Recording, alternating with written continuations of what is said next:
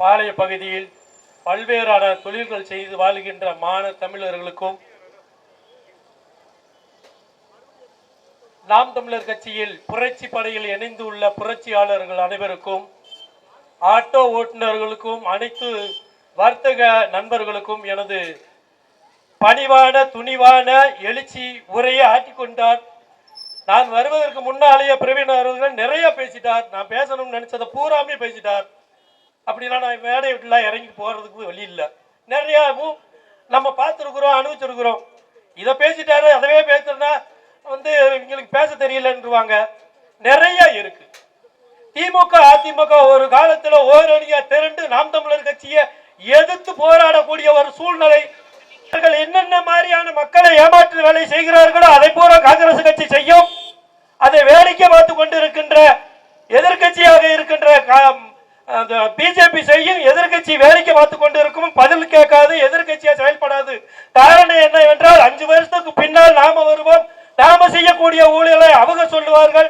அதனால மறைமுகமாக கூட்டணி போட்டுக் கொண்டு மக்களை மனத்தனமாகவும் ஏமாளித்தனமாகவும் ஏமாற்றி நம்ம தலையிலே மாறி மாறி மாறி மொட்டை அடித்துக் கொண்டிருக்கிறார்கள் என்பதை இந்த மக்களுக்கு நாங்கள் தெரியப்படுத்துவதற்காக மட்டுமே தெரு தெருவாக நாங்கள் தெருமுனை பிரச்சாரம் ஐயா கருப்பையா அவர்களுடைய அறிமுக கூட்டமும் நடத்தி கொண்டிருக்கின்றோம். நீங்கள் பாருங்கள், இந்த பாளையத்தில் நாங்கள் 10 பேர் புரட்சியாளர்கள் மட்டும்தான் இருக்கிறோம். ஆனால் விரைவில் பாளைய பாதையில் நடபாதையே இல்லாத அளவுக்கு நாம் தமிழர் கட்சியினுடைய தொண்டர்களும் அனுதாபிகளும் அணிதிரளுவார்கள் என்பதை இந்த இடத்தில் சத்தியமிட்டுக் கொள்கின்றோம். திமுகவும் அதிமுகவும் ஓட்டு கேடு வரும்போதெல்லாம் பணம் கொடுக்கிறார்கள். கோட்டர் கோழி பிரியாணி கொடுத்து வாக்குச்சாவடி கொண்டு போய் சேர்த்து வரையும் இவர்களை மதிமயங்கி அடுத்த விஷயத்தை யோசிக்க விடாமல் மக்களை ஏமாற்றிக் கொண்டிருக்கிறார்கள் என்பதை நான் சொல்லுவதற்கு முன்னாலே அறிவித்த எல்லாத்துக்கும் தெரியும். வேடசுந்தர் தொகுதியிலே மதிப்பிற்குரிய பரமசிவம் ஐயாவும் காந்திராஜன் ஐயா அவர்களும் போட்டோ வாட்டி போட்டுக்கொண்டு ஓட்டு சேகரித்தார்கள். அப்பொழுது மறைமுகமாக பரமசிவம் விட்டு கொடுக்கிறார் அப்படின்னு பிரச்சாரம் பண்ணினாக. இவர் என்ன பண்ணாரு, எனக்கு வயசாகி போயிருச்சு, எனக்கு இதான் கடைசி வாய்ப்பு, அடுத்த தேர்தலுக்கு நான் உயிரோடு இருப்பனோ இல்லையோ, நான் இந்த கட்சி இந்த மக்களுக்கு நிறைய தொண்டாற்ற வேண்டும் என்பதற்காக பல கனவுகளை இழந்துவிட்டு வேடசுந்தர் தொகுதி ஒரு வறட்சியான பகுதி. இந்த பகுதியை நான் வாழ்நாள் உள்ளே நான் ஒரு செம்மைப்படுத்தி விவசாயிகளை வாழ வைப்பேன் என்று ஒரு கதையை கட்டினார். எப்படி கதையை கட்டினார் என்றால், ராட்சச குழாய் மூலமாக கரூரில் இருந்து வரக்கூடிய காவேரி குடிநீர் தொட்டத்திற்கு தண்ணீரை கொண்டு வந்து கிராமந்தோறும் இருக்கக்கூடிய குளங்களை நிரப்பி அந்த குளங்கள் மூலமாக விவசாயம் செய்வதற்கு விநியோகம் பண்ணுவேன், எனக்கு வாக்களியுங்கள் என்றார்கள். அதே மாதிரி ஐயா விபி பாலசுப்ரமணியன் ஐயா அவர்களுடைய மகன் பரமசிவம் அவர்கள், எனக்கு இளமை இருக்கிறது, எத்தனை தேர்தலையும் துணிவோடு நான் எதிர்கொள்ள முடியும், நான் படித்திருக்கின்றேன், பணம் காசு இருக்கிறது, என்னை நம்புங்கள் என்று மக்களை மாறி மாறி ஏமாற்றினார்கள். தேர்தல் முடிஞ்சு பிரச்சாரம் முடிந்து டோக்கன் 2 வந்து கொடுத்தாங்க. எங்க ஏரியாவில் இங்க எல்லாம் கொடுத்திருக்காங்களா இல்லையான்னு. நாங்க ஜெயிச்ச ஆட்சிக்கு வந்துட்டால் வீட்டுக்கு உபயோகமான பாத்திரம் மட்டும் அனைத்து பொருள்களும் நாங்கள் கொடுப்போம், பணங்காசு கொடுத்தோம் நம்பாமல் ஏமாற்றி விடுவார்களா என்ற பயத்தில் டோக்கன் எல்லாம் கொடுத்தார்கள். ஆனா காந்திராஜ் ஐயா இதுவரைக்கும் வேடசுந்தர் பகுதிக்கு ஒரு நன்றி சொல்ல கூட வரவில்லை. இருந்தாலும் நாங்கள்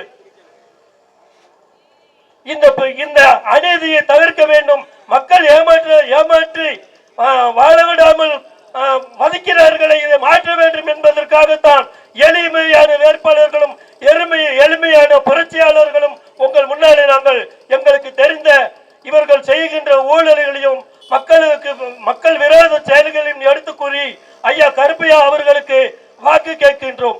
இருமுறை, இந்த முறை மட்டுமல்ல, இதற்கு முன்பு 2 முறை நின்றிருக்கிறார். இந்த முறையோடு மூன்று தேர்தலிலே உங்களை சந்திக்க வந்திருக்கிறார். இப்படி ஒரு எளிய வேட்பாளரை நீங்கள் அனுப்பினீர்கள் என்றால் உங்கள் குரல் அங்கே ஒலிக்கப்படும். ஏசி ரூம்ல உட்கார்ந்து ஏழை எப்படி ஏமாத்தலாம் என்று கனவு கண்டு இருப்பவர்கள் கவர்ச்சியாக உங்களுக்கு தெரிகிறார்கள். கோழி பிரியாணி எப்பவும் கிடைக்கிறது அப்படின்னு நினைச்சீங்கன்னா அந்த தேர்தல் முடிகிற வரைக்கும் தான். அதுக்கப்புறம் அவர் நன்றி சொல்ல கூட நீங்க அவங்க வரமாட்டாங்க என்பதை நீங்க அனுபவப்பட்டிருக்கீங்க, தெரிஞ்சிருக்கீங்க. அண்ணே பிரவீன் சொன்ன மாதிரி நானும் ஒரு கம்யூனிஸ்ட் இயக்கத்தில் இருந்து வந்தவன் தான். கம்யூனிஸ்ட் சித்தாந்த பிரகாரம் உலகத்தில் வேற எந்த கட்சியும் இல்லை என்று 26 வருஷமாக கொடி பிடிக்கும் கூலியாளாகவே நான் இருந்தேன். இப்ப கூட குஜிலே பாரியில பார்த்துட்டா வர்றேன். அங்கேயும் ஒரு கூட்டம் நடந்து கொண்டுதான் இருக்கிறது. நான் இந்த கூட்டத்தில் பங்கெடுக்கணும் என்பதற்காக திண்டுக்கல்ல இருந்து ஆட்டோ ஓட்டிட்டு வருகிறேன். பசங்களை வந்தா லேட் ஆயிரும் என்று. ஏனென்றால் இந்த கம்யூனிஸ்ட்காரர்கள் மக்களுக்கு இழைத்து அநீதி, கொடி பிடிக்கும் கூலியாளர்களுக்கு பண்ண அநீதி, ஏழை எளியவர்களுக்கு எல்லாம் கிடைக்க வேண்டும், சமநிலை வேண்டும் என்று தத்துவம் பேசக்கூடிய இவர்கள் பணக்காரர்களுக்கு வாழ் பிடித்துக் கொண்டிருக்கிறார்கள். அம்பானி அதானியை வாழ வைத்துக் கொண்டிருக்கின்ற இந்த மோடியை எதிர்க்க துணிவில்லாமல் தனித்து நின்று அவர்கள் கேள்வி கேட்கறதுக்கு வழி இல்லாமல் 5 வருஷம் திமுகவிலையும் 5 வருஷம் அதிமுகவிலையும் கூட்டணி சேர்ந்து எங்களை எல்லாம் அடிமைப்படுத்திக் கொண்டிருக்கிறார்கள் என்பதற்காகவே நாம் மட்டுமில்லை, ஏராளமான இன்னைக்கு நாம் தமிழர் கட்சியில் அதிகமாக பயணிப்பவர்கள் அனைவருமே கம்யூனிஸ்ட்வாதிகள் தான். எங்கள் பேச்சை பார்த்தாலே உங்களுக்கு தெரியும். அடுத்து திமுகவாதி தான். ஏன் திமுகவில் இருந்து எங்கள்கிட்ட வர்றாங்க அப்படின்னு சொல்லி கேட்டீங்கன்னா, நாங்க திமுகவை கொள்கையா வச்சிருக்கின்றோம். எங்க பிள்ளைகளுக்கு ஒரு வேலை வாய்ப்பை தேடி போனால் என்று அடுத்தவங்கள்ட்ட 5 லட்சம் கேட்கிறோம், நீ கட்சிக்காரன் 2 லட்சம் கொடுத்தா போதும் அப்படிங்கிறாங்க. ஆனா 24 நேரமும் நாங்கள் திமுகவுக்கு ஓட்டு போடுங்கள், திமுகவுக்கு ஓட்டு போடுங்கள் என்று பேச தெரியாத தலைவருக்கு பதிலாக நாங்கள் பேசி மக்களிடத்தில் வாக்கு கேட்கின்றோம். இருந்தாலும் 5 லட்சத்துக்கு பதிலாக 2 லட்சம் கொடுக்கின்றார்கள் என்பதை இன்னும் எண்ணற்ற குறைகளை மக்களுக்கு எடுத்து சொல்லி வரக்கூடிய நாடாளுமன்ற தேர்தலிலே 40 தொகுதியும் நாம் தமிழர் புரட்சி